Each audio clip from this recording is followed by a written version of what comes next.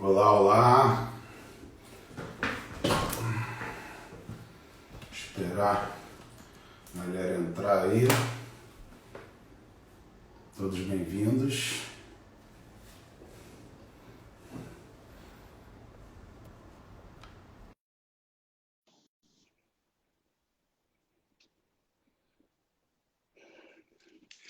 Sejam todos bem-vindos. Vamos nos Belmirão, Opa! Beleza? e aí, irmão? Tranquilo? Tudo certo. Sempre. Deixa eu só fixar aqui o tema da live, que eu não tô te vendo ainda. Você tá bonitão, tá cabeludo. Tô cabeludão, cara. Não consigo cortar. Aí tô passando a máquina na lateral. Eita, tô conseguindo fixar aqui o tema. Quer que eu fixo pra você? Pronto, já fixou. Voltei. Ó, tupetudo. Estamos nós dois de tupetão. Olha isso aqui, velho. Eu É, tava, eu tava barbudo, tupetudo aí eu dei um jeito. eu tô pensando seriamente em voltar ao visual Cabelão? original. Não, voltar careca zero, que nem eu era. Até 2 anos atrás, eu raspei minha cabeça, acho que dos 14 anos até os 40, quase, 37, 38. Aí Ah, resolvi, achava até que eu tava calvo aqui, porque quando eu raspo parece que. sim. Mas não tô, não, tem bastante cabelo até, ó. Ah, mas tu fica com a cara muito de mal quando você raspa o cabelo, os alunos devem ficar com Pô, medo. melhor, né? Já me falaram isso, com esse cabelo com cara de bonzinho. É Mas e aí, verdade, quanto fica. tempo, né, cara? Estamos um tempão aí sem se ver. Acho que a última vez que a gente se viu foi aquela vinda sua ao Rio, se eu não me engano. Que a gente Correndo, que eu foi tava lá dando uma na. aula e Isso aí, na hora do Não, almoço eu tive que pegar outro avião, né? Foi a correria. exatamente. Foi aquela vez que você chegou sexta-feira, a gente foi lá na Mares. E aí no sábado você dava aula de manhã aqui, depois ia para BH dar aula à tarde, domingo era Vitória. Ou ia para É, Vitória à exatamente tarde, isso. domingo era BH. Uma loucura. Vitória à tarde e domingo para BH. Foi exatamente É, isso. Caramba, que memória. Puta isso que aí. pariu. Mas e aí, quanto tempo, cara? Bom te ver, Estamos aí saudade nessa. de você. Também tô com saudade. E aí? Então, esse momento aí, tá conseguindo treinar, conseguindo se virar? Eu tô, mas vou te falar que eu não posso É. falar tudo, mas quer ver? Eu vou te mostrar o que eu tenho em casa. Aí você me dá Aham. uma opinião. Eu lembro que você tem aquela airbike, né? Quando eu fui aí na sua casa, Tenho, você tinha uma airbike, tinha mais alguma coisa. Eu é gostei daqueles verdade. halteres que o Tácito comprou, né? Aquele Blow... É, Ah, isso aí. esse aqui. Blowfax, né? Pô, isso aí Você é um seleciona, luxo, cara. Isso aí travou. Voltou, voltou. seleciona o Aham. E aí você faz drop set, trip set, né? Você faz de tudo aí com isso aí. que que você quer, a carga, e aí é só fazer. Eu comprei um banquinho, né? Boa aqui, a airbike Legal. e o flipper. Ah, aí, se eu tivesse aí, ia ficar só no flipper. Ah, tô Cara, brincando. Mas tô vou te mais, falar tô mais que, pra... te falar que esse Ah, flipper aqui, é, deu uma ele travadinha, é eu não um, ouvi o que você ia me falar. te falar que esse É o quê? flipper aqui é Street uma Fighter? diversão, viu? Então, essa máquina é uma máquina dupla. Ela tem É. Street Fighter, Campeão Edition e tem um Neo Geo com 160 jogos. Mas é o Neo Geo original mesmo, não Pô, é que esses beleza. emulador que fica mais ou menos. Eu achei a máquina do Neo Geo. Aí eu pedi pro cara que me Pô, vendeu instalar a máquina do Street. Aí ele tá preparando agora para instalar o Street Fighter Alpha e o Marvel versus acho que Street Fighter, uma coisa assim. Falta, vai colocar mais duas máquinas. Vou ter quatro legal. fliperama dentro de um só. Vai ser maneiro, velho. Eu peguei aquela época, na mesma época, a gente tem a mesma idade, você é alguns meses mais velho que eu acho. É, Eu peguei a época da gente ir pro fliperama, né? Aí eu acho sim. que eu parei com o negócio de videogame quando entrou aquele PlayStation 1, eu já não jogava mais. Quando começou o jogo de 3D, eu conseguia me dar bem com o jogo que anda pro lado, 2Dzinho. Pode crer.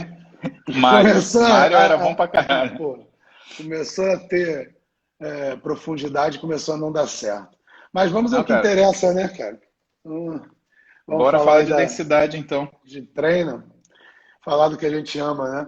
Acho que dispensa Bora. apresentações, a gente está no meu Instagram, mas acho que todo mundo que me segue sabe quem você é. Então, dispensa apresentações, né? Médico renomado, médico de atletas, né? Conhecido aí tanto na parte prática quanto acadêmica. Acho que você faz bem essa transição que nem a gente busca, né? Na área de Obrigado. pesquisa. Tentar fazer a transição entre prática e ciência e prática. Tanto Verdade. numa direção quanto na outra a gente precisa, né? Então, Aliás, acho deixa eu te que. perguntar. Você ficou orgulhoso de mim? Tem duas publicações minhas agora, esse mêsinho lá no Eu Exercise vi. Episode. Tem Eu uma vi. com Tô o Lanche e esperando uma com o aquela Tasso. nossa. Tô esperando aquela nossa sair, né? Que a gente está Aquela nossa vai ficar finalizando lá. bonita. Que é Aquela nossa vai ficar o. Tá com o bonita. Tácito também, né? De revisão de fisiculturistas. Sim, sim, sim, sim. Então, vamos ver, mas, pô, parabéns. Tá engatando, né? Quero ver Tá o orgulhoso? mestrado acadêmico, né? Que eu já sei, o mestrado profissional você tem, o acadêmico você tem que. Né? Esse daí eu te confesso que eu tenho um pouco de receio ainda. Eu acho que é muito para mim. Mas vou chegar lá, Bel. Você vai ver. Vou É te dar nada. muito orgulho ainda. Você vai E ver. não falta caminho para seguir, né? Tem aqui porta aberta no Rio, tem porta aberta em Curitiba, em Pois é, Brasília também, enfim. verdade. É tempo, né? O que acho que o que te falta é o bem mais precioso, que é o tempo para dedicar a isso aí. Eu Para fazer entendo, bem feito, né, Belmirão? claro, isso aí. Mas vamos Mas é falar de aquele densidade negócio, de né? treinamento. Você tem Fala. o título, né, de mestre profissional, mas acho que assim como eu falei para o Sardinha, vocês têm o mestrado, mestres honoris causa, né? Acho que conhecimento que vocês têm. Mas conhecimento que vocês têm de treinamento, a bagagem que tem de treinamento, tem muito mestre que fez mestrado na área de treinamento e não tem. É preciso ter, cara, essa base prática bem aprofundada. Né? Então, o cara. Palavras do Não estou falando Simão, assim, né? falando de O Simão treinamento. falava isso, né? Isso. De O ser Simão mestre em falava que treinamento de força, né? Mestre em musculação. Mestre em musculação, o cara tem que ter calo na mão, não adianta. Acho que que é é o que o por aí. Simão falava, né? O cara que é treinador, ele tem que ter o calção sujo e calho na mão. Eu lembro que ele falou isso, a gente estava jantando uma vez, estava na. Ele veio dar uma aula aqui em São Paulo para Forte, e aí a gente estava falando, né? Dificuldade de fazer as coisas, de ser bem sucedido, de saber a verdade, né? Porque é muito difícil, né? Você estudar treinamento, né? Você depende de longos períodos, você depende do cara fazer exatamente aquilo, né? E aí ele falou, então, mas aí tem a questão da experiência que tem que contar, sabe, Paulo? Aí ele falou, não adianta você ser o cara que senta atrás de uma cadeira, só estuda e não faz. Né? O profissional de educação física que quer ser um treinador mesmo, ele tem que ter calo na mão, tem que ter o calção sujo, senão... E tá aí, porra, ele treinou até quando, judô? Acho que ele nem O parou? Simão, É. assim, a gente estava montando hoje, treino até hoje. O Simão, para quem não Então, sabe, ele foi reserva do Aurélio Miguel, né? Na época de equipe da Gama Filho. Então ele lutou muito, mas a galera não sabe que a parte mais, assim, ele é faixa preta, né? Judoca a nível nacional, competidor, mas o que ele mais, assim, tem experiência, a gente pode dizer, é com o treinamento do alto rendimento. Ele passou mais de uma década treinando a equipe da Aliança, com vários campeões mundiais de jiu-jitsu, campeões nacionais. Então ele tem muito mais bagagem no treinamento do jiu-jitsu, de profissionais de jiu-jitsu até da equipe lá, que a Aliança, né? Fábio Gurgel, né? A uhum. galera, Jacaré e tal, do que necessariamente. Se bem que treinando ele nunca parou, né? Então a gente pode dizer nem que ele tem mais tempo. Mas ele tem essa bagagem lá no jiu-jitsu, mais de uma década. Ele tem uma bagagem também com jogadores de vôlei, trabalhou com a Diana Beara Shelda, trabalhou com várias duplas Pô, campeões verdade. olímpicos. Então ele tem essa bagagem prática e é a característica do nosso grupo, né? É a galera que treina, que tem experiência com atletas, que é a característica do Kramer, que é o nosso a principal referência, o cara que veio da prática. O próprio Fleck também, que tem o livro Uhum. junto com o Kramer, a Bíblia. Os dois vieram da prática, vieram do treinamento de atletas, eram práticos, eles mesmo treinavam, né? Então, assim, acho que tem esse diferencial. E é aquilo que eu te mandei essa semana, né? O pioneiro da ciência, o Thomas DeLorme, ele era o cara da maromba. Ele era o cara, né? Capitão do Exército Americano, cirurgião, ortopedista, foi professor de Harvard, mas antes disso tudo, Pô, ele jovem era marombeiro, né? Tem inclusive foto dele lá em 1940 com o shape de Men's Physique, um pô, é volume verdade. muscular bom na época que os recursos ergogênicos ainda nem existiam, né? Então, Não, mas nem assim, técnica de treinamento se discutia, né, Belmiro? Se a gente for ver, né, o que que a gente... Cara, e muita coisa também só mudou de nome, né? Você sabe que eu cuidei de um fisiculturista de Santos, né, o Mota, e eu tinha uns 35, o Mota devia ter uns 45, 47 por aí. E uma vez a gente estava discutindo uma coisa de treino, eu comentei alguma coisa do cara que treinava o Phil Heath, né? Treina o Phil Heath, né? E o método dele lá, o FST7. Aí FT7. estava descrevendo para Honey ele, o Rambold, Mota, né? É Honey Rambold. exatamente, Honey Rambod. Aí eu falei pro Moto, ó, isso daí, ele falou, Paulo, mas isso daí eu treinava em 1980, isso daí chama série de bombeamento. Eu falei, caraca, meu irmão, quer dizer que a É. galera já, muita Não, coisa recicla, né, Belmiro? para você ter uma ideia, assim, sem querer, né, aqui, botar marra, nem cagar goma, nem nada, mas o método do Rambold, ele foi descrito em 2014, se eu não me engano. Foi proposto em 2014. Eu tenho estudo publicado por mim, com um grupo do FRJ, de 2009, com alongamento entre séries de supino. A gente tem um estudo de 2013 com alongamento entre séries de supino e de membros inferiores, analisando ali os ganhos em força, a resposta hormonal. Então, assim, o alongamento entre séries é muito antes do FST7. Pois é. Assim como outros, né, recursos que a galera usa, que hoje são renomeados, né, como a questão da densidade. Densidade a galera acha que é uma variável nova que surgiu agora. A densidade é a base do treino lá das duas escolas, né? Da escola tanto do Wader quanto do Arthur Jones. Os É que tá dois todo mundo têm acostumado a métodos de ouvir densidade. só. Tá todo mundo acostumado tanto de ouvir só intensidade, volume, intensidade, volume, intensidade, volume, que acaba, né? E eu lembro que na época que a gente começou a conversar, né? Eu treinava, meus treinos tinham muita densidade, porque eu usava muito rest pause, muito bisete, muito trisete. E tinha gente que metia o pau, falava, mas esse treino aí, ele não tem intensidade nenhuma. Eu falei, caralho, meu irmão, dava 40 séries por treino, Uhum. 50 séries por treino. Dá uma quantidade de trabalho razoável, né? É, não, e às vezes as pessoas confundem, né, o conceito de intensidade com densidade. Realmente, quando Sim, a gente fala em densidade, a galera não sabe, mas densidade é a razão do trabalho realizado pelo intervalo total, né? Ou uma relação de tempo de tensão por duração da sessão. Então, se eu tenho uma sessão de 10 minutos e fico mais do que 6, 7 minutos em tensão, eu posso dizer que esse treino tem uma alta densidade. Mas se eu tenho uma sessão de 10 minutos e desses 10 minutos eu fico 3 minutos só sob tensão, 2, 3, eu vou dizer que o treino é uma baixa densidade, né?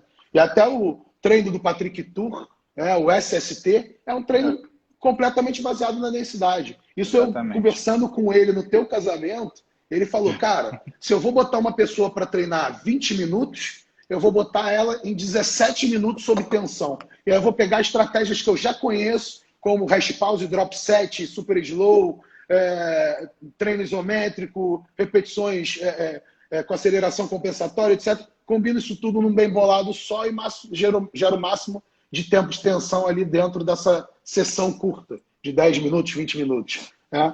Então, assim, as pessoas se confundem com intensidade porque um treino denso, ele normalmente é extenuante. Né? Um treino É, denso, você sai com pump, você sai suado, ó, você sai cansado, sai com dor muscular, aí tu fala, caraca, foi um treino intenso. Não, ele foi um treino denso. Ou denso. foi um treino com alto esforço, que é a intensidade de esforço. Então, tem os dois conceitos, né? Intensidade relacionada ao peso mobilizado e intensidade de esforço, que é algo diretamente relacionado à densidade. Mas a gente pode falar que o treino foi extenuante, e foi denso. Mas um Agora, treino sabe, intenso é aquele que a gente bota muito peso, né? Ao sim, pé da letra. Seria aquele treino de um powerlifter, de alguém que é. trabalha acima de 90%, vamos dizer. Né? Mas aí o cara ele vai usar aquele intervalo que vai dar aqueles treinos de 2 horas, 2 horas e meia, mas pô, ele vai usar um intervalo de 3 a 5 minutos, né? Eu fiz treino de powerlifter já e assim, eu acho que é legal porque você começa a ter um conhecimento da sua força, né? Então, caras que você conhece é amigo, o Ziad, né? Uhum. E assim, o que é gostoso é que, cara, você sente força. Então, com o Ziad treinando agachamento foi minha maior marca, né? Eu fiz 285 para 2 séries no agachamento, né? Perdão, 2 repetições. Cara, na época eu devia pesar uns 102, 103, pô, tava quase 2 vezes e meia meu peso, é muita coisa. E sentia bem. Agora, é muito diferente a sensação do powerlifter e do fisiculturista, né? Então, quando Com certeza. eu comecei a migrar para um treino de mais densidade, né? Então, utilizar variáveis de intensificação, fazer bastante rest pause, fazer biset, triset, o músculo a gente sente diferente, né, Bel? Com certeza. Vou tirar aqui os comentários do seu rosto Sim, para senhor. poder. Depois, qualquer coisa, as pessoas que quiserem fazer pergunta, manda na caixinha que a gente tenta responder no final. Mas a Boa. sensação é muito diferente. Inclusive, assim, é engraçado, porque a sensação de um treino denso, de um treino volumoso, é uma sensação de aquela acidose metabólica, aquele incômodo, aquela ardência, aquele pump, né? O músculo esticando a pele. Enfim, é uma sensação que a gente gosta de ter, né, moço? Quem gosta de É, treinar, gosta de ter. E que você não tem de imediato com um treino de força. Um treino de força, você não. prioriza a técnica, você fica longe da falha. Mas quando a gente vê assim, um treino de força, quando a gente faz ali um número maior de séries, que a gente sabe que para força a intensidade, né, de carga é o principal, mas o volume também apresenta uma relação de dose e resposta. Você também, para progredir, tem que aumentar o número de séries, o número de exercícios. Mas quando a gente faz lá uma série, fez lá um treino de peitoral, e quando você está passando da quinta série, por mais que seja uma quinta série de 3 repetições, por mais que você tenha utilizado 3 minutos de intervalo, você já sente uma ativação diferente. O tônus do músculo é diferente, né? Assim, você sabe melhor do que eu, mas a gente tem assim, é uma resposta diferente, mas para quem gosta de treinar, é uma resposta também muito satisfatória, um retorno muito grande. Eu acho que o único problema é que o treino fica extremamente monótono. Isso, para mim, hoje me quebra. O treino fica monótono, eu falo, pô, vou ficar aqui esse tempão. Aí eu começo a esperar 3, 4 minutos, eu começo a reparar nos outros na academia. Quando eu treino denso, eu boto meu fonezinho, olho para baixo, porque Mesma tem as coisa. coisas às vezes que me incomodam, sabe? Eu não gosto muito de me meter no trabalho dos outros, não gosto de criticar ninguém. Então, assim, eu vejo, tem umas coisas que eu fico ali sentindo um aperto no peito e não posso fazer nada. Então, assim, hoje em Televisão na dia, academia, Bel. O que você acha? Televisão na academia. na esteira, né? Na esteira pode ser, a TVzinha ali. Quem quiser, usa o seu fone, cara. Tem ali, bota o fonezinho na TV e pronto. Né? Porque realmente, assim, galera que fica ainda sentado nos aparelhos olhando Puta TV vida. não é fácil, né? A gente já falou disso, né? De postura dentro da Já. academia. A Postura dentro postura, da academia. não só a Verdade. postura física, como a postura de alguém que está treinando, né? Ou de alguém que respeita quem está treinando. É essencial, Exatamente. cara. Tá na academia, você está dividindo espaço com os outros e tem que respeitar o espaço dos outros, assim como você quer que seja respeitado o seu espaço, né? Deixa eu te perguntar uma coisa. Eu tinha um trabalho que eu gostava de colocar nas minhas aulas, que é do Nicholas Bird. Eu já te mostrei esse trabalho, eu acredito. E ele fazia uma comparação de uma repetição máxima com o fracionamento dessa carga. Então, o que, que o Bird fez? Ele pegou o cara e, por exemplo, fez ele fazer uma repetição com 100 quilos.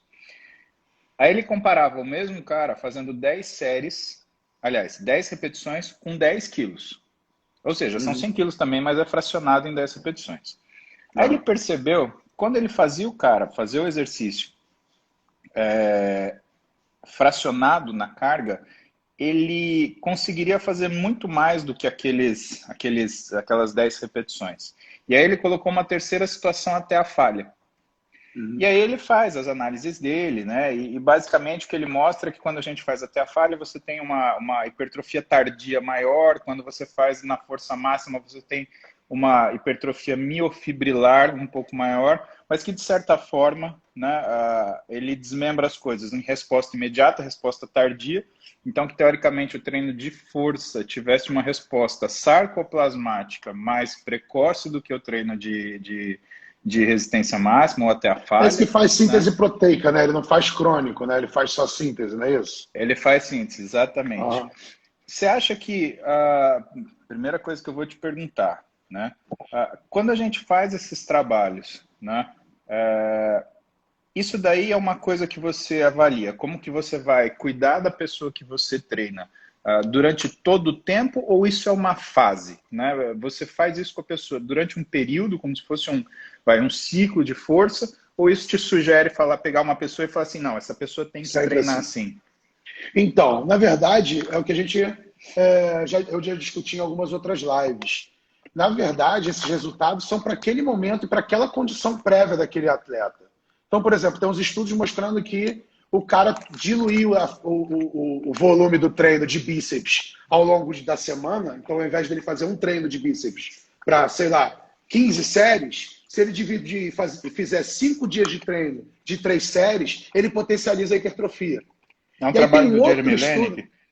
Acho que é esse. E aí tem um outro estudo que eu apresentei na aula, numa última aula, que mostra o contrário. Quando você dilui, quando você muda o treino de bíceps de 3 vezes por semana, acho que eram 3 vezes 10 séries, ou 6 vezes 5 séries, o resultado é o inverso. Então, acho que o que você está fazendo é muito determinante para o que você vai ter de resposta. Provavelmente o que vai dar certo para você é o que você não está condicionado, não está acostumado a fazer naquele momento.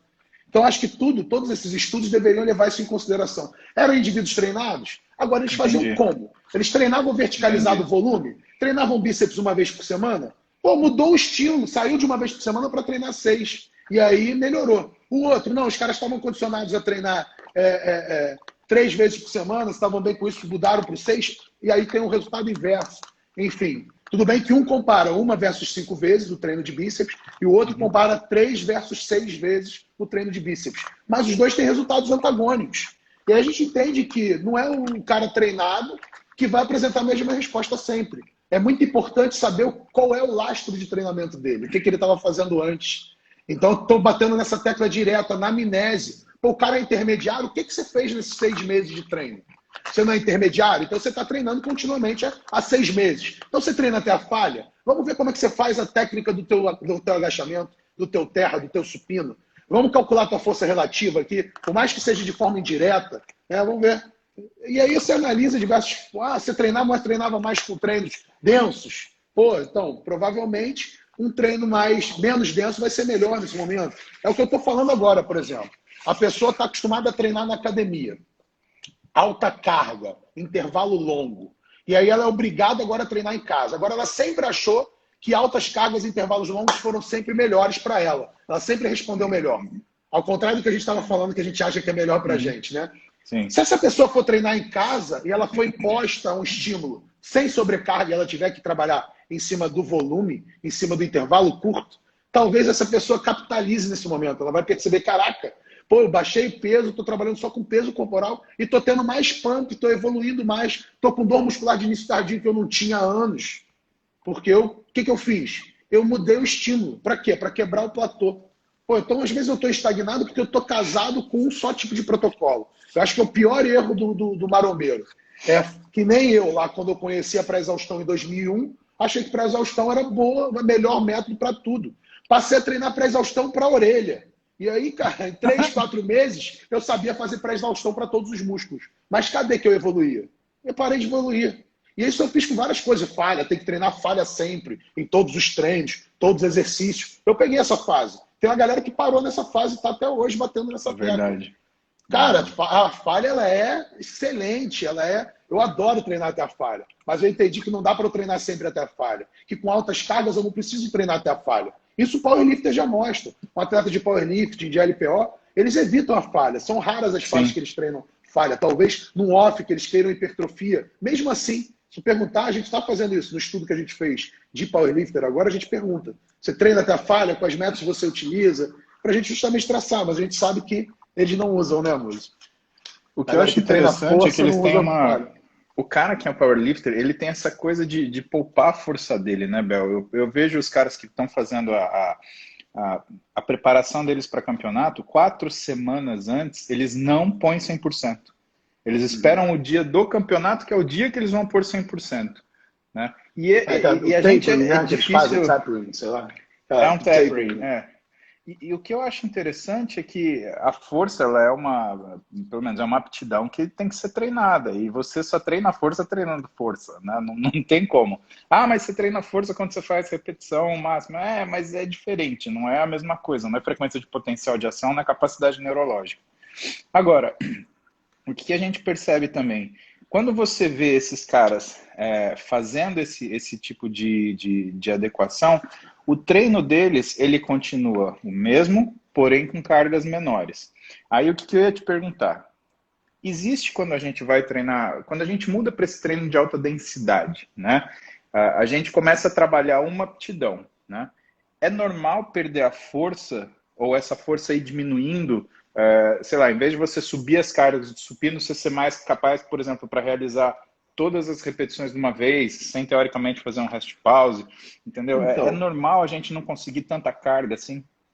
então, é normal você parar de progredir, tá? Então, por exemplo, se você tem lá os estudos, até posso puxar estudos mais recentes, o estudo do Schoenfeld, com indivíduos Uhum, que ele chama de bem treinados, uhum, tá? Aquele estudo que ele compara 8 a 12 repetições, mesmo protocolo. Um protocolo é 8 a 12 repetições, o outro protocolo é 25 a 35 repetições.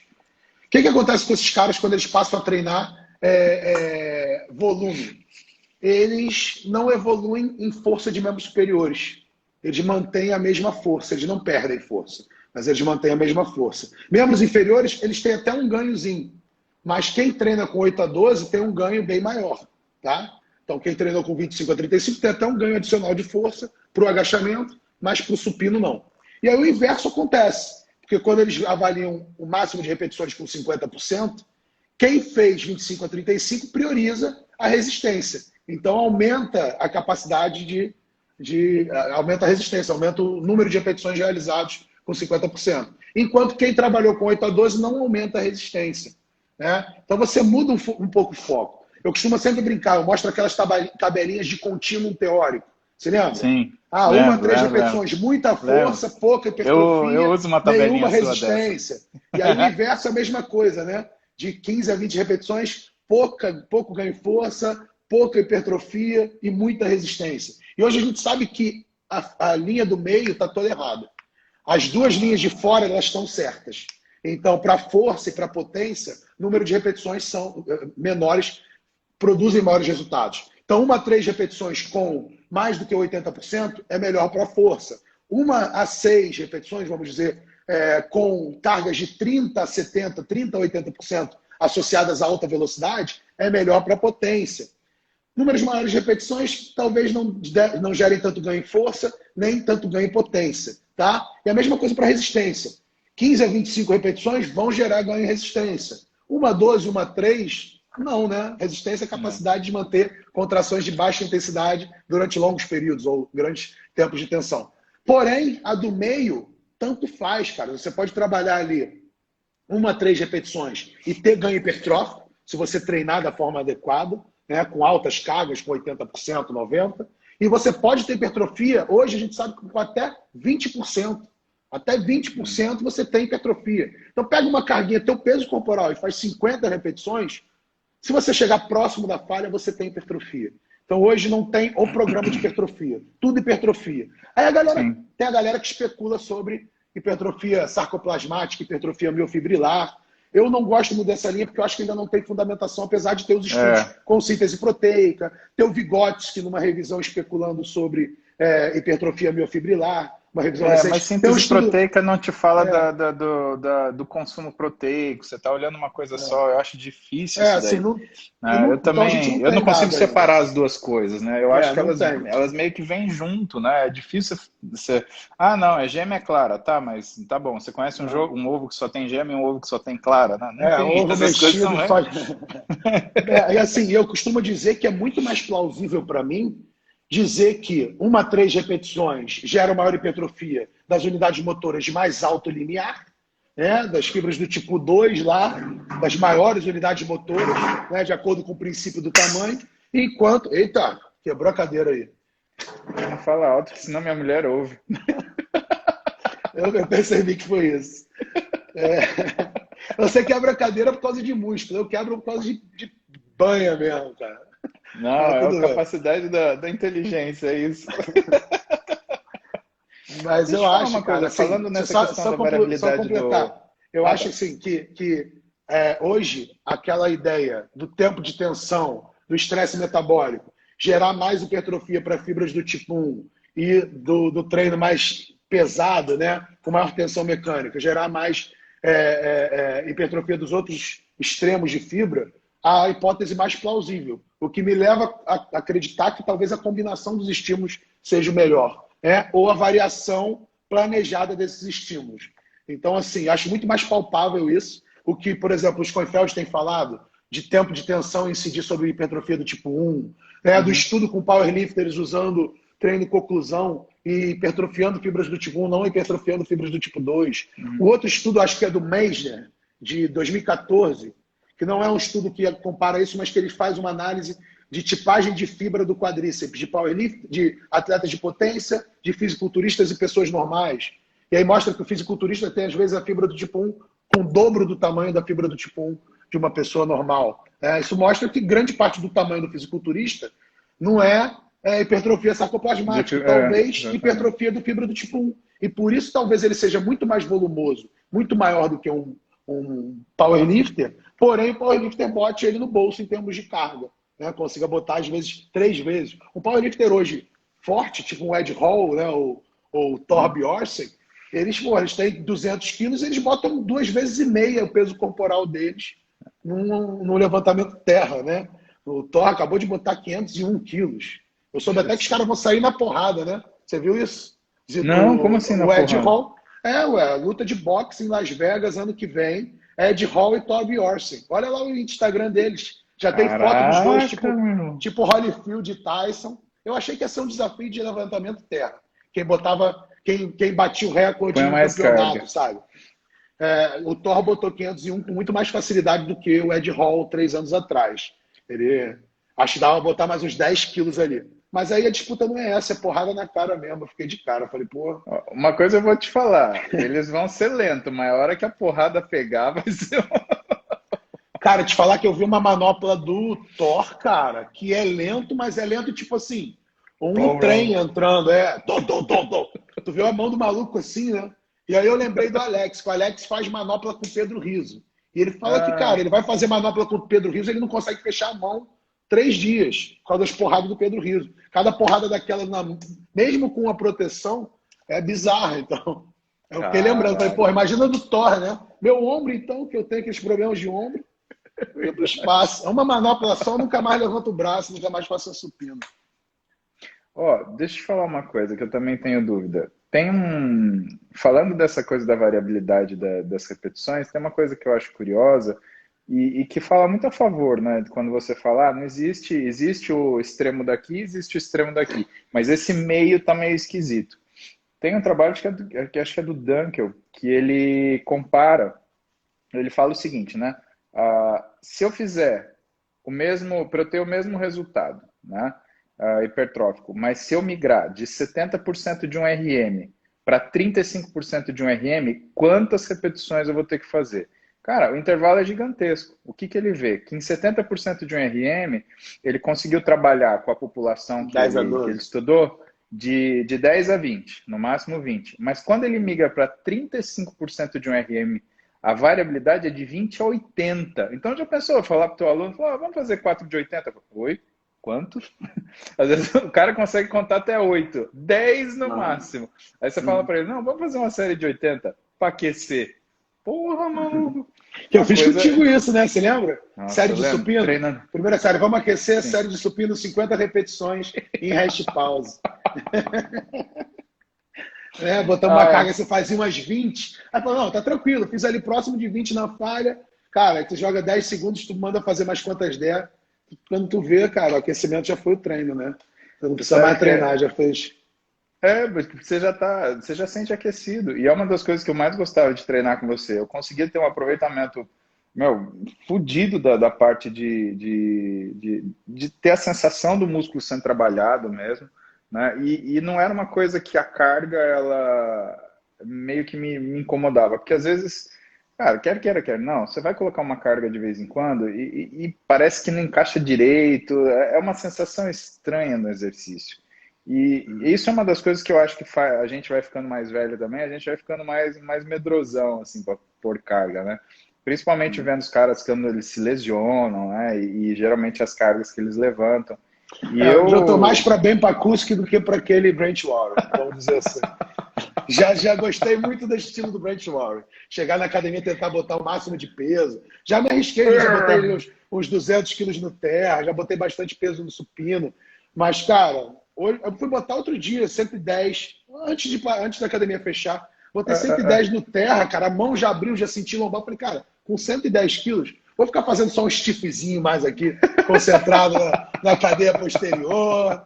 Já foi minha época, eu tenho vídeo fazendo, então, né, tanto shape quanto do terra, eu tenho vídeo fazendo com 200 quilos. Tenho foto quando eu tinha abdômen, que já não vejo abdômen há mais de 10 anos. Então eu posso dizer que já passei por essa fase. E eu tive shape na época que ninguém tinha, né? Na época que era difícil. Verdade. Que a gente tinha que encomendar um Metrex lá de fora para tomar o Metrex. Pô. A creatina era proibida, você tinha que comprar no mercado negro. Comprava as creatinas em loja comprava de cavalo. na veterinária. Exato. Comprava na veterinária. Mas você não acha que esse abdômen era do skate que você ficava fazendo? Porque é movimento de cintura, assim, né, eu velho? acho que eu hoje, assim, eu passei muito tempo conseguindo manter uma dietinha. Lá quando eu comecei a treinar, quando eu comecei a treinar, eu mantinha a dieta, eu conseguia, até falei disso com sardinha. Eu, época de faculdade, eu levava vários marmiquentes com frango e batata cozida, só sem sal, né? Eu comia daquela forma extrema mesmo, achava que tinha que fazer aquela alimentação insossa, clara de ovo crua. Então, passei muito tempo fazendo a dieta assim, depois aprendi a fazer dieta, então eu consegui me manter fazendo dieta aquele tempo todo que eu conseguia treinar bem e ter foco nisso. Então, sei lá, de 96, 97, que eu comecei a treinar, até 2007, eu fiz isso bem. E aí eu costumo dizer que eu entrei no doutorado, eu quis ganhar conhecimento de causa. Então, eu estava estudando obesidade e fiquei obeso. Aí eu saltei lá dos 90 quilos até os 110. E de lá para cá, tanto questão de ansiedade, quanto questão de viagem para trabalhar, você sabe bem. A gente viaja, as pessoas não querem te levar para comer uma comidinha de dieta.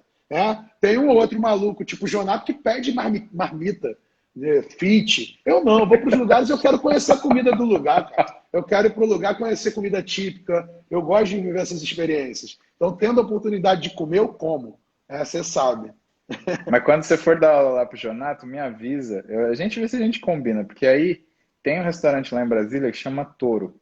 Cara, o maluco faz um bife, meu Acho que o amigo. Ramires me levou. O Ramires me levou quando eu fui lá dar aula. Acho que deve ser o Pode mesmo. ser, provavelmente o Ramires te levou.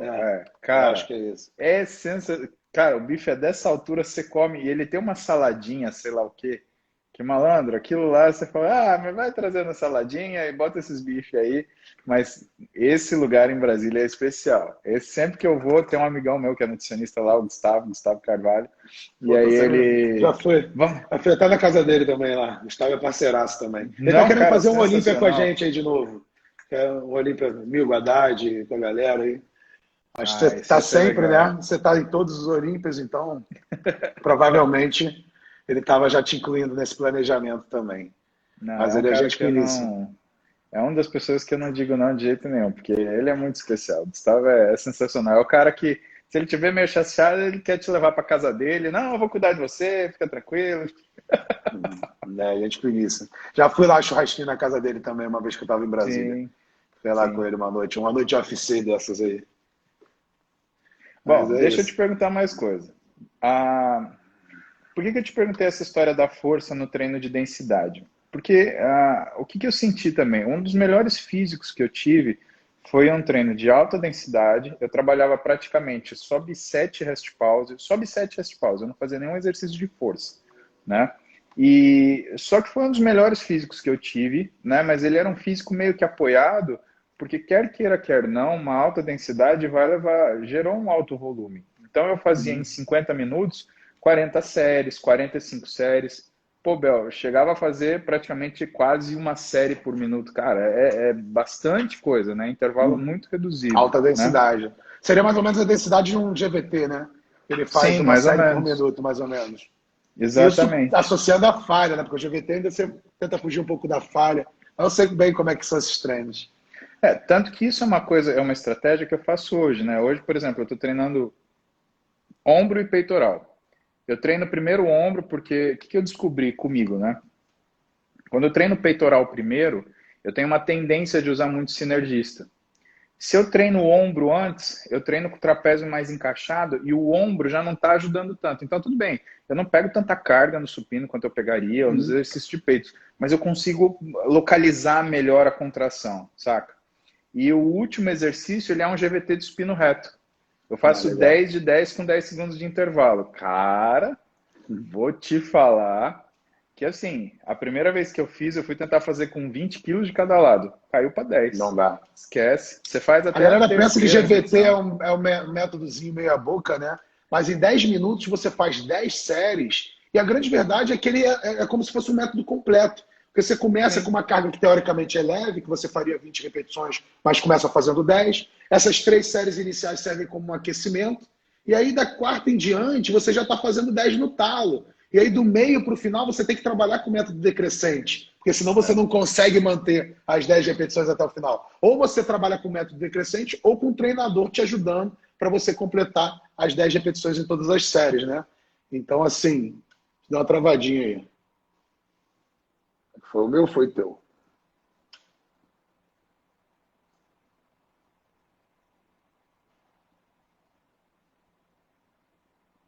Fala, voltou? Voltou. Eu acho Então, que não sei fui se. eu aqui. Mas foi Voltou, isso, né? voltou. Assim, a gente estava falando do GVT. Então, acho que o GVT ele funciona muito como um treino completo nesse sentido. E até uma coisa que eu tava pensando quando você estava falando. Uma coisa que eu gosto muito, que eu me dou bem, eu também faço deltoide antes de peitoral, tá? Mas aí faço por uma questão de priorização.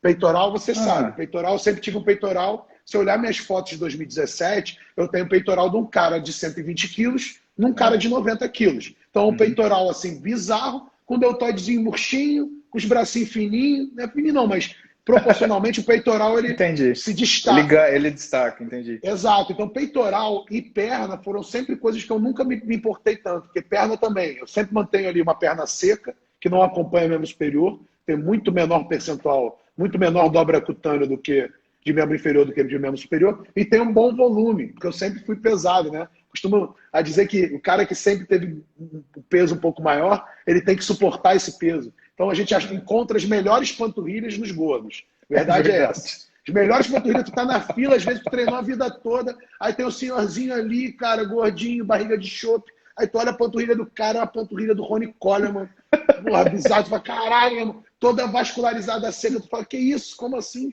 Na fila do pão, o cara tá com a panturrilha dessa, É nunca literalmente isso. treinou, mas uma coisa que eu gosto muito de fazer, inclusive nos treinos de peito, ombro e tríceps, voltei, né?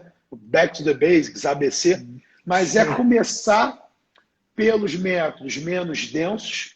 Então, começo sempre, tem uma característica de sempre começar por método crescente. Sempre faço uma pirâmide crescente, uma progressãozinha no primeiro exercício. Aí, quando eu estou aquecido, eu vejo, até com base tanto na prática quanto na literatura, que esse momento depois do aquecimento é o momento mais importante do treino. É o que você consegue dar o seu melhor no exercício. Então, botar Uhum. maior carga, trabalhar o método mais puxado. Então, nessa Uhum. parte, eu trabalho intervalos um pouco mais longos e priorizo a tensão mecânica. Então, uso um cluster, uso um trabalho priorizando a técnica, priorizando a sobrecarga. E aí, do meio para o final, a fadiga se instaura, não tem mais o que fazer. Aí eu entro com as densidades. Bisete, trisete, pré-exaustão, strip set, eu gosto de jogar do meio para o final. Não que eu faça isso com todo mundo. Às vezes eu jogo uma pré-exaustão no início, né, quando eu quero enfatizar um quadríceps, né, para pré-ativar o quadríceps. Então começo pelo isolado. Mas uma Por coisa que eu gosto exemplo, muito de fazer é isso. Ir com a dos Raíssa, básicos como para você os isolados. faz? Com a Então, Raíssa, por exemplo. quando eu comecei com ela vinha de uma treinadora que é toda baseada na densidade. Então, ela treinava Hum, muito volume, muita densidade, muitos isolados, e ela treinava em looping. E, de certa forma, eu achava que ela não recuperava muito bem. Ela treinava anterior na segunda, mas treinando tudo, ser uma uhum. estrutura muito direcionada. Posterior na terça, glúteo na quarta, e ficava ciclando isso continuamente. Entendi. A gente até meio que voltou isso agora. Ela voltou a fazer isso agora há pouco tempo, né? 3 para 1, 3 de membro inferior para 1 de membro superior. Mas antes de fazer isso, o que ela fez? Chegou para mim, ela tinha pouca força, ela tinha técnica pobre nos básicos, e ela tinha alguns desequilíbrios musculares. Ela tinha um paravertebral hipertrofiadaço, uma cintura que ela ficava de lado, ela não gostava porque a cintura ficava espessa. E ela Sei. não tinha um posterior que acompanhava o glúteo. Ela não tinha panturrilha. Então peguei e foquei primeiro. Um treino segunda-feira com ênfase em básicos, intervalos longos, mais tensão mecânica. Tentei desmamar ela da alta frequência, tentei desmamar Hum, ela da falha, ela tinha que treinar sempre até a falha, então eu comecei treino de força, sem falha, treino de hipertrofia, com falha. Aí eu jogava que era um treino de RML na sexta, mas era um regenerativo. Eu tirava falha, tirava uma sériezinha, né? Então dava uma segurada no volume e na falha. Depois eu passei a trabalhar ênfase. Então ênfase na segunda, em anterior de coxa, e aí começando por uma cadeira extensora, aquecendo na cadeira extensora, trabalhando os isolados com maior volume, trabalhando pré-exaustões, então um sissy com leg press ou uma nórdica reversa com agachamento parcial. Na quarta-feira eu isolava mais posterior, porque ela sempre teve déficit, então é o que ela trabalha maior volume. Na sexta eu entrava com glúteo e reativava quadríceps um pouquinho, né? Fiquei assim um tempo. E aí passei por outras fases, estou com ela há 2 anos e pouco, né? Mas no último período, ela faz cutting para verão. Então ela seca em dezembro, para ela passar janeiro, fevereiro e março seca. Então o objetivo dela é estar bem ali naquela época do carnaval. Né? Cada um com seu cada qual, né? Mas Deixa eu te perguntar aí, de um dessa exercício última vez, a gente diferente. fez essa separação. Anterior na segunda, tentando isolar o máximo. Posterior na terça, tentando isolar o máximo. Quarta-feira, glúteo, tentando também isolar o máximo. Aí um dia de membro superior, aí ela cicla de novo. Panturrilha, ela treina de 5 a 7 vezes por semana. Então, panturrilha é praticamente todo dia. Membros inferiores, ela treina dando ênfase, mas ela treina 6 vezes. Membro superior, 1 vez por semana. A gente fez um destreino de membro superior para ela. E aí tive que escolher exercício para não pegar mais paravertebral, porque nos terras ela jogava tudo para lombar. No agachamento, para ela ter pouca mobilidade de tornozelo, ela joga o quadril para trás. No agachamento, ela sente muito mais glúteos do que quadríceps. Então, tem várias peculiaridades que a gente teve que fazer de ajuste para o treino dela específico. Né? Mas, assim, acho que a gente está no caminho certo. Ela hoje tem a estética muito mais próxima do que ela queria do que anteriormente. Cintura afinou, paravertebral dela destreinou, membro superior dela enxugou. A gente chegou a treinar membro superior, ela começou a ficar mais triangular, mais redondinho, deltoide, hipertrofiar, ela quis destreinar. Então hoje a gente faz um pouquinho de deltoide, faz um pouquinho de tríceps, abdômen, e não faz dorsal, não faz peitoral. Né? Às vezes eu jogo um desenvolvimentozinho, já joguei uma paralela, mas nada muito longe disso aí não. Bel, e tem um vídeo de você que você postou no Instagram, você estava fazendo com ela a alavanca iraniana, né, para posterior lá. E esse é um exercício, que, por exemplo, quando a gente fala alavanca iraniana, alavanca iraniana ou flexão nórdica? Flexão nórdica, Tem 300 eu não conhecia esse nome, não. Eu não conhecia, não. Isso também.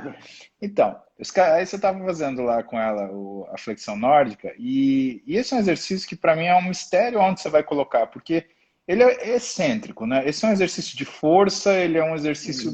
Cara, como é que você encaixa num treino quando você está programando isso? Né? Porque quando você fala, vou colocar um pouco mais de força no meio, legal, e agora? Será que eu ponho aqui? Será que eu ponho depois? Então, ele é um exercício que, para quem não é altamente treinado, é um exercício excêntrico, a gente pode dizer, tá? Um exercício excêntrico, na época que eu comecei a fazer com ela, ela porque queria voltar, né, na concêntrica. Então, como é que eu comecei com ela? Comecei encaixando esse na fase principal do treino, só que após um aquecimento, tá? Então, ela estava treinando para melhorar o desempenho dela na flexão nórdica. E aí a gente fazia, além de fazer após o aquecimento, então às vezes eu aquecia numa mesa flexora, em 4 séries progressivas, porque é um treino excêntrico, então a gente tem que aquecer bem, né? E muitas vezes eu aqueço com parcial, eu falo, pô, vai fazer, quando sentir a tensão você libera, né? E você vai cada vez resistindo mais. Então dá para fazer o aquecimento só nele também, mas precisa de um aquecimento muito apurado, tá? Então se for fazer ele no início do treino, para priorizar o desempenho, tem que fazer um aquecimento bem feito. E a gente começou assim. E ela começou a melhorar. Aí ela começou a voltar da nórdica, tá? Então, a primeira vez que ela voltou em 3 repetições. Primeira evolução que a gente pegou e fez a flexão plantar. Minimizou a participação do gastrocnêmio. Para quê? Para o exercício continuar sendo excêntrico. Porque eu quero fazer aquele exercício, porque ele é um exercício de natureza excêntrica. Se ela volta na flexão nórdica, talvez seja melhor botar ela na mesa flexora e botar ela para fazer com alta carga. Né? Uma carga que seja excêntrica. Não queria que fosse o estímulo excêntrico. Então faço lá a flexão plantar, tiro a participação do gastrocnêmio e ela já tem dificuldade para voltar. Quando ela começou a voltar, eu aumentei o braço de resistência. Vamos lá, Raíssa, joga o braço para o alto. Aí ela já teve mais dificuldade para voltar. Por isso que no curso ela faz 15 repetições. Ela faz 15 repetições para demonstrar que ela treinou naquilo ali. A gente tem vídeo dela fazendo de 15 a 20 repetições contínuas. Tem uma que ela para embaixo, dá tchauzinho. Então ela ficou extremamente treinada naquele exercício. Aí eu pego e falo, cara, vocês acham que esse exercício é essencial para ela? Não, para ela agora é melhor fazer uma mesa flexora. Ela já venceu esse exercício. O que eu faço para ela para o exercício funcionar agora? Agora é exercício de final de treino. Eu destruo o posterior dela e aí eu faço o arremate no final. Por quê? Porque eu quero que continue sendo excêntrico. Se ela volta na concêntrica, na minha opinião, para ela perdeu o propósito. É um exercício muito pesado, é uma flexão de joelhos de cadeia cinética fechada. Né? Porém, assim, não vejo grande vantagem. Se você consegue fazer a concêntrica, talvez seja melhor você pegar e fazer um excêntrico na mesa flexora. Concorda? Dá para a gente separar um treino e pensar, sei lá, da seguinte forma: uma série de aquecimento onde a gente faça recrutamento vascular, então, por exemplo, o RML que você citou, na resistência muscular localizada, aí depois evoluir para um de força concêntrica, depois fazer de repente um biset, um exercício conjugado e terminar no excêntrico. Essa é uma divisão, essa é uma sequência que faz algum sentido, ou basta chegar no esforço máximo, que isso daí é uma coisa assim, menor? Então, essa é uma discussão que a gente tem lá desde quando começaram a pipocar os estudos sobre periodização ondulatória. Tudo bem, você variar esses estímulos ao longo da semana parece legal, né? Mas eu não posso fazer isso tudo no mesmo treino? Sim. Era uma dúvida. Agora, como fazer no mesmo treino? Eu acho que dá para fazer no mesmo treino, mas eu acho que tem que ser mais pelo caminho que eu disse antes. Eu acho que você tem que começar pela tensão mecânica, encaixar a força naquele momento que você está descansado, que você consegue controlar a técnica, que você consegue botar carga. Então, no início do treino, logo após um aquecimento. Pô, aqueceu, fez o início do treino, começou a fadigar, você começa a aumentar a densidade, né? Aumentando o número de repetições, reduzindo um pouco a carga, reduzindo um pouco o intervalo. Pode trabalhar ainda básicos, combinar básicos com isolados, etc. E aí, cara, do meio para o final, a fadiga se instaura, você sabe. Pô, tô lá ferrado após uma série extenuante. Fiz 3 exercícios de peitoral. Fiz um supino reto, um supino declinado, uma paralela. Vou pro voador. Posso esperar 5 minutos no voador que eu não recupero. Peito já está ferrado, não adianta, você não vai botar carga no voador. O que é melhor você fazer? Esperar 10 minutos e continuar botando pouca carga?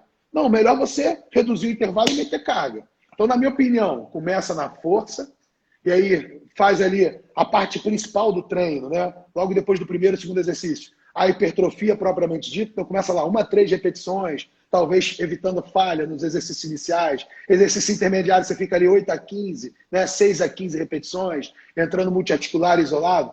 Lá do meio para o final, 30% finais da aula, você entra com densidade mesmo, prioriza isolado, bisete, trisete, pré-exaustão. Aí são métodos que a galera... não, são métodos de hipertrofia. Não, são métodos de hipertrofia e resistência muscular localizada. A partir do momento que você prioriza a densidade, vou falar isso no curso de final de semana. Mas a partir do momento que você prioriza... Vai ser esse final de semana agora? Vai ser dia 23 agora, sábado, curso meu com a Raíssa. A gente vai falar justamente do que a gente fez, o que a gente pode fazer para adaptar o treino em casa, o que a gente fez com ela nos últimos 2 anos, que é isso aí que eu falei resumidamente, mas de forma mais aprofundada, toda a periodização dela. O que a gente fez para adaptar o treino dela agora esses 3 meses. Por quê? Porque ela está treinando em casa também, só com peso corporal. Ela comprou uma caneleirazinha, alguns halteres, e ela está se virando, ela está mantendo o volume muscular que ela tinha antes. Então, assim, isso para mim é uma vitória. Ela no nível que está, com o lastro de treinamento que ela tem, ela conseguir manter ali o físico que ela... Obviamente ela tem um foco absurdo. Ela treina, ela se alimenta, ela faz dieta. Foco da gente fazer um curso em Recife, Imagina. Sair para ir num coco bambu, comer camarão e tomar cerveja, ela levar um whey, cara. Então, para mim, isso é determinante no sucesso dela, né? Sério, tem foto dela, e ela postou ainda, a gente comendo lá aquele camarão... internacional. Porra, pediu um gigante, assim, eu e o marido dela. E ela vive, o marido dela é completamente avesso à dieta. Então, o marido dela come besteira a semana toda e ela só fotografa e filma. Né? Mas aí a gente vai falar disso, de como a gente adaptou o treino dela. E aí, depois, a gente vai fazer demonstrações práticas dos exercícios, dos métodos que ela utiliza. Com essa troca, né? Porque é um curso online ao vivo, a gente tem a troca durante todo o curso. Então, a galera vai poder tirar dúvida. É uma adaptação. Sábado, das 10 às 18. mas está lá no Simpla até as 20 horas, porque sabe como é que é, né? Eu gosto de Sei. estender às vezes um pouquinho, então eu deixei para o sistema não fechar, porque o Simpla tem isso, né? Se Aham. chegou a hora, ele fecha, aí se alguém cair, não consegue voltar. Então, para não ter esse problema, eu Ah, deixei até 8 da noite. Se a gente precisar, a gente se prolonga um pouquinho. E aí vou dar o material do curso para a galera, né? A galera poder. E aí a galera, tanto que é maromba quanto profissional, pode fazer o curso porque vai conseguir aplicar o que a gente vai discutir no próprio treino em casa, né? Então é tentar habilitar a galera a fazer o próprio treino quando a pessoa é um indivíduo avançado, ou o uhum. profissional de educação física saber lidar principalmente com aquela galera de mais treinada, né? De um ano ou mais de treino. Que eu fiz o curso Personal Trainer Home Care, foi geral, né? Desde o iniciante até a galera mais avançada. Esse, Uhum. no caso, é um curso inteiro que eu vou falar principalmente de pessoas mais avançadas, de como adaptar o treino, como compensar a ausência de equipamentos e de pesos dentro de casa. Então vai ser bem legal, cara. Esse é um curso que eu gostaria de fazer, com certeza. Estou precisando fazer esse curso com você. E voltar a treinar com Você você sabe os também, pô. caminhos. Você sabe os caminhos todos, né? Não, Mas mas é é muito isso. bom. É uma das coisas que eu mais sinto falta, treinar com você, de verdade. É muito bom, Bel. Puta que Tá pariu. bom. Eu às vezes falo, né? Eu penso na realidade, né? As pessoas que eu mais gosto de ter relação, infelizmente, elas estão tão longe de mim, né? Aí, porra, você é meu irmãozão, das conversas que a gente sempre tem, das discussões, das coisas que eu te pergunto, que você me responde com uma amabilidade, uma grandeza que muito incomum no mundo de hoje, né? Então, queria te agradecer. Obrigado pela aula curta aqui, né? Pô, eu que Porque daqui a pouco agradeço, esse cara. negócio vai, vai fechar, tô de olho aqui no É. Não, reloginho. agora eu não sei se você sabe, mas eles mudaram o sistema, né? Não, Primeiro, as contas com mais seguidores, elas conseguem estender, tipo até 1h20, e que a live legal! ela fica salva integralmente no IGTV para sempre. Então você faz uma live hoje, você bota como se fosse um canal do YouTube, fica no IGTV. A nossa live vai ficar salva lá no meu IGTV para sempre. Então Pô, eu que estou maneiro! salvando um portfólio de lives lá no meu Instagram, para ter do Sardinha, da Raíssa, do Cristiano Bertoldo. Que Quer dizer, o Sardinha legal! está no dele, né? O Sardinha ele abriu pelo dele e ficou salva no dele. Mas tem dessa galera toda. E agora a gente tem essa Mas possibilidade. é automático? Ela grava e vai pro IGTV? Não, Ou ao você que invés tem que dela fazer? perguntar, não, ao invés dela perguntar se você quer compartilhar nos stories, ela pergunta se Ah, você quer compartilhar no IG. Mudou. Não aparece mais aquela tela quando termina, entendeu? Quando você que termina, aparece legal! uma outra tela. Não aparece mais os seguidores todos que passaram pela sua live. Aham, Mostra, né, só esse número aí dos seguidores online. Mas ficou, pô, entendi. achei um upgrade muito bom do Instagram. Porque a Pô, gente que pode legal. deixar esses conteúdos salvos na mesma fonte, né? A gente tinha que, pô, a live muito boa, a gente tinha que buscar depois no YouTube ou qualquer coisa do tipo. Hoje Verdade. já fica salvo ali. Quem quiser acessa a qualquer hora. Tem o Cara, João, que é nutricionista da minha equipe, ele baixa minhas lives e transforma em podcast, né? Aliás, se você deixar, vai lá pro meu podcast, pode? claro, mete bronca. À Eba, vontade. beleza. À Obrigado, vontade. brigadão. É. Cara, agora que eu vi aqui que tem 33 perguntas, Manda, vamos lá, se a gente tem tempo para cara, responder, vamos responder. não, mas se quiser a gente pode deixar para outro dia. Não, vamos Cara, é lá. É muita que eu achei que pergunta. ele Tá. encerrava. Vamos responder algumas, pelo menos, deixar o pessoal É, esperando. Sacanagem. tá. Posso dizer que em treino que todo treino denso, a intensidade é menor? O que você acha, Muzi? Se o treino for denso, tem que baixar a intensidade? Eu acho difícil. É uma pergunta capciosa, porque, na verdade, o que você vai baixar é a carga, né? E, É. às vezes, para A você intensidade de entender esforço aumenta, né? Então você baixa a intensidade de exatamente. carga, o peso vai mudar, mas o esforço, a intensidade de esforço vai ser maior, né? Acho que a gente pode Existe dizer uma que é mais ou menos por aí. compensação, na verdade. Eu acho que a Uma coisa é coisa por que, aí. que a galera acha que aumentou o volume vai baixar a densidade. Não. Você pode. Não. Aumentou o volume vai baixar a intensidade. Não, você pode treinar um treino extremamente volumoso, com alta intensidade, só que é aquela máxima, né? Ele vai ser mais longo, porque você vai ter que recuperar. Mas pô, a intensidade não é inversamente proporcional ao volume. Por quê? Eu Porque a gosto, partir por do momento exemplo, que eu aumento a do. intensidade, eu posso aumentar o número de séries, né? Então, a partir do Sim. momento que eu tenho variável intervalo, eu posso compensar. Caiu o volume, eu compenso no número de séries, enfim. Oh, vamos pegar o Mas, exemplo do cluster set e do rest pause, né? O cluster set você vai fazer 20 repetições com uma carga que você faria 4, 6, né? Mas o que você está usando? Você está usando o intervalo parcial para conseguir chegar nessas 20, 25 repetições.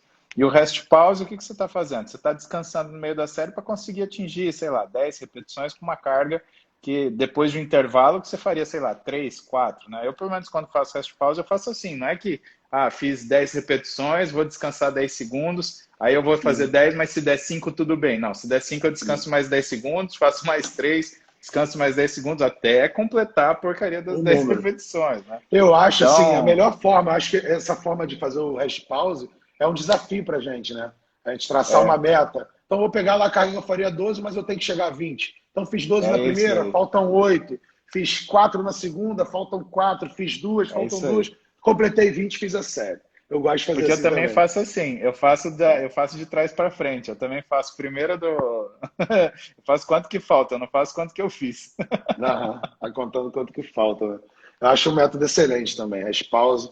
E é um método parecido com o drop set, é um método de densidade também, mas é um método que prioriza a intensidade de carga, prioriza que É, você mantenha o peso, e utilize o intervalo. O drop set não, o drop set prioriza que você faça sem intervalo. E para isso que você compromete o peso, né? Você faz a redução progressiva do peso. Mas o princípio é mais ou menos o mesmo, né? Só que um é maior é. tensão mecânica, o outro é maior densidade, maior volume. Aqui, Seguindo ó. aquilo que a gente conversou, eu começaria, por exemplo, pelo rest pause ou pelo cluster set para depois ir para o drop set, justamente porque ele é um princípio que prioriza a tensão, né? É. Eu não consegui aqui ver o final da pergunta, ela acabou entrando aqui no ar, mas Sou ela não fã de sai. vocês. Depois de muitos anos de treino errado, tem como consertar? É isso que o Ah, professor sim. Johnny Dantas. Com Difícil, né, certeza, né? Johnny? Ah, cara, Mas acho que dá. dá, sempre tem jeito, né? Acho que sempre tem como a gente reverter um quadro. Obviamente, quanto mais condicionada a pessoa fica aquele tipo de protocolo, aqueles erros, mais difícil é desmamar, né? É aquele negócio, você priorizar que o cara não conte repetição. Se o cara contou repetição a vida toda, ele desapegar nessa contagem, é Isso é foda. complicado, ele já conta mentalmente. Mas dá para É. fazer um desmame, sim. Assim, a Raíssa, por exemplo, disso. Ela chegou para mim fazendo um monte de coisa errada e eu acho que eu consegui reverter algumas coisas, né? Não, tem Alguns chicote, comportamentos. cinto, tem. Você pode usar cabo de vassoura. Não conta! Pum!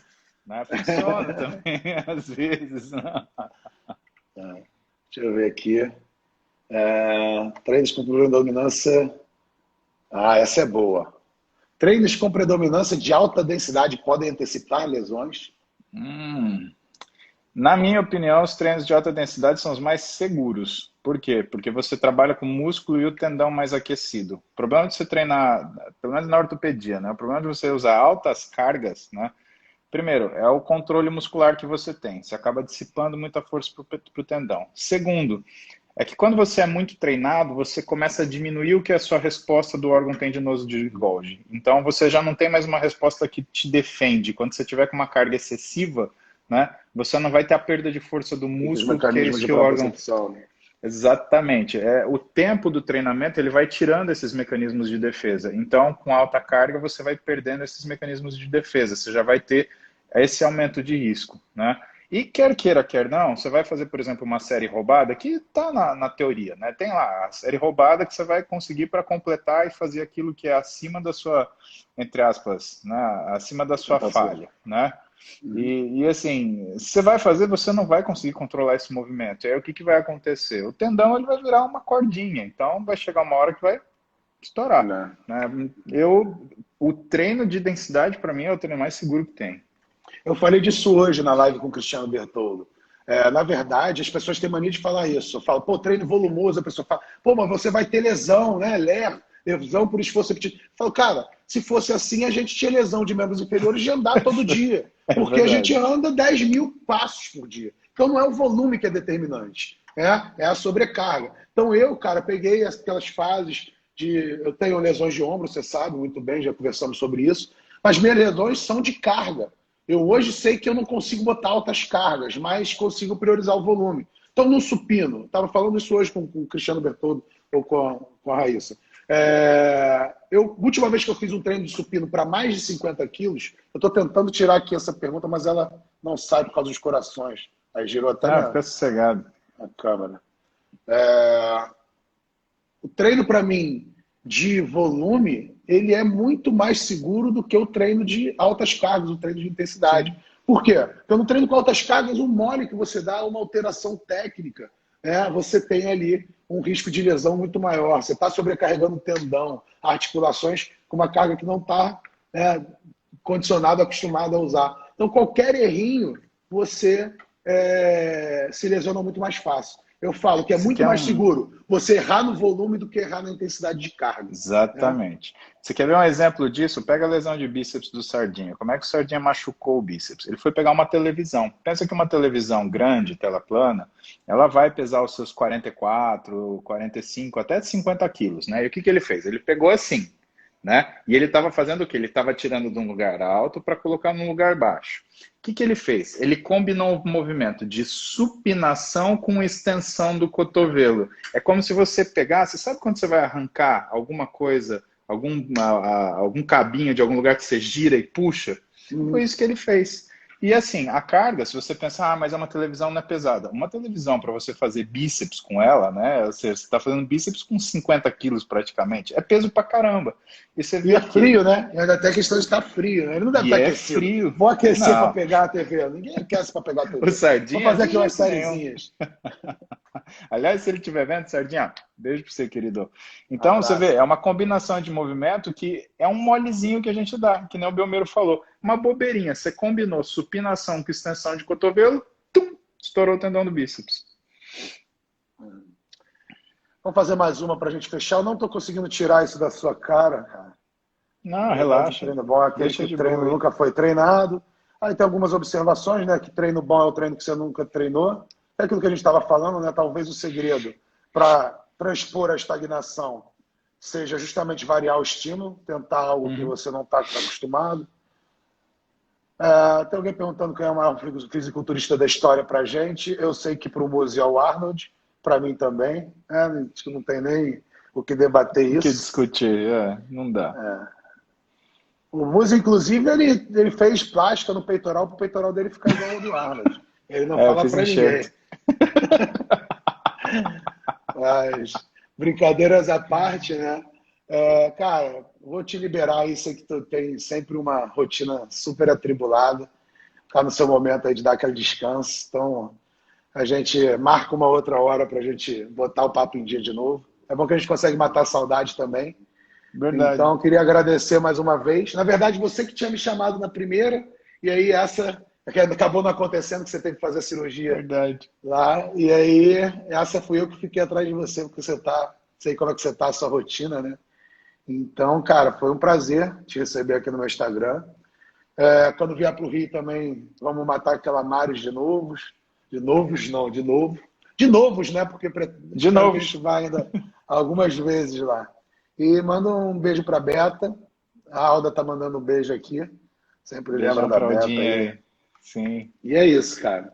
E aí, agradecer e quiser deixar um recado aí para a galera, falar aí umas palavras finais. Palavras finais é que vocês tenham coragem, tá? Lembrem-se que o Team BCT ainda é vivo, né? Então, o Best Coach and Trainers. Tem o Instagram, participe, né? Brincadeiras à parte, The Zoeiras Never End. E, Bel, você é meu irmão, cara. É só agradecer aí o papo e deixar minha noite muito melhor. Obrigadão, um beijo no teu coração, dá um beijão na Alda. Eu que agradeço, cara. Valeu. Tamo aí, tamo a um zap de distância. Demorou, a gente está sempre trocando essa ideia aí, né? Se precisar também é só me chamar. Valeu? Obrigadão, irmão. Beijão. Beijo. Valeu. Cara. Até a próxima. Tchau, tchau. Valeu.